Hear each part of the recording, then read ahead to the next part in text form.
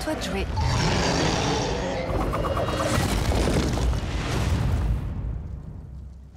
Au suivant. Ouh, le bon vieux film de super-héros où Thor, pour ce second opus, ressort gros marteau et muscles saillants. Pour autant, les femmes s'y font, disons, une jolie place, avec Nathalie Portman qui distribue, allez on compte, une claque et une droite. Ça, c'est pour New York. Je l'adore. She obviously has this real passion for her work and for her science, and a real curiosity about the world. La diffraction sur le pourtour est caractéristique d'un pont d'Einstein-Rosen. Un quoi? De Thor au dernier Superman en passant par les X-Men, les films de super-héros pour Hollywood, c'est un beau filon. Alors dans un genre traditionnellement associé aux garçons mais qui se féminise, le rôle des femmes a-t-il évolué et comment? It's incredibly important, and it has been in the comics for decades and decades, and certainly has evolved from being the damsel in distress in the early comics in the 60s and 70s to characters like Jane Foster, who this movie couldn't exist without her, or Pepper Potts, Gwyneth Paltrow's character, who played a huge part in Iron Man 3, and in fact defeats the bad guy in Iron Man 3, saves the hero in Iron Man 3. J'ai pas les mots. Elle n'est pas simplement là pour relayer un regard admiratif du spectateur sur le super-héros, justement parce qu'elle est bien là pour montrer que le super-héros, il est là mais il n'est pas là.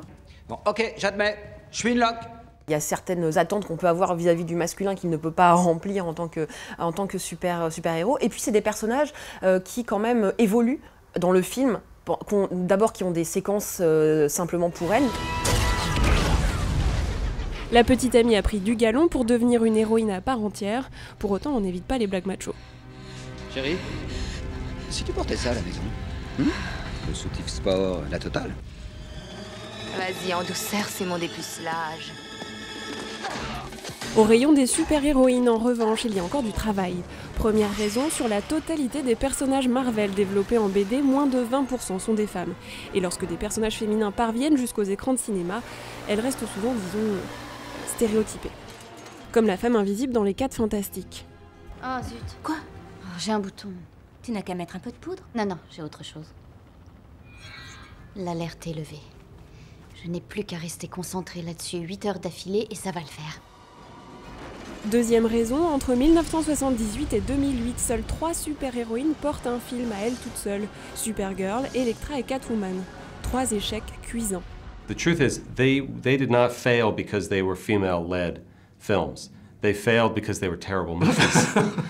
Il y a quelque chose, alors peut-être du fait que ceux qui les ont écrits au départ et ceux qui les écrivent aujourd'hui sont encore des hommes, mais c'est vrai qu'il y a quelque chose, là où il y a une cohérence qui a été créée dans la mise en scène des super-héros, autour notamment de cette dette paternelle, c'est vraiment l'ennemi, c'est le père, il faut tuer le père. Mon père, nous pouvons les achever à nous deux. Silence! Chez les personnages féminins, on n'a pas réussi à trouver un équivalent scénaristique de ça.